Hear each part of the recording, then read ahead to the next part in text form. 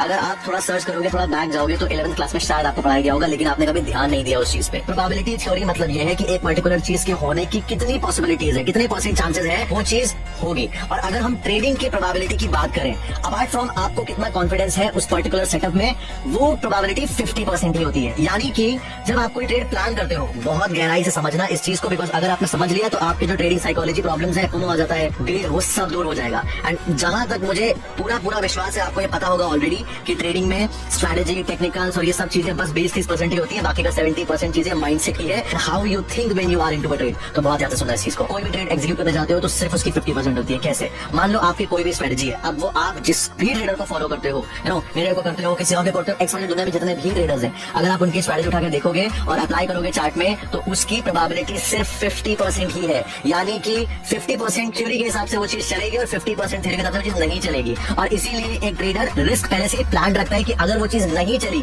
तो मेरा इतना % का रिस्क है एंड मैं उस पर्टिकुलर ट्रेड से आउट हो जाऊंगा। नाउ अब प्रोबेबिलिटी थ्योरी ये कहती है कि मे बी उस पर्टिकुलर ट्रेड की जो प्रोबेबिलिटी थी वो 50% यानी 50% चलेगी, 50% नहीं चलेगी। दुनिया का कोई भी सेटअप हो, आप अपने इनर सर्कल ट्रेडर सर को ले आओ या किसी और ट्रेडर सर को ले आओ, मुझे ले आओ, कोई भी ले आओ, सबका सेटअप की probability is just 50%। It is a harsh reality. सुनने थोड़ा आपको मे बी लग रहा होगा कि नहीं मेरे वो ट्रेडर है वो तो 80% एक्यूरेसी ले आते हैं, 90% एक्यूरेसी ले आते हैं। बुलशिट। 1000 ट्रेड करोगे, 2000 ट्रेड करोगे, एवरेज निकल के आ जाएगा।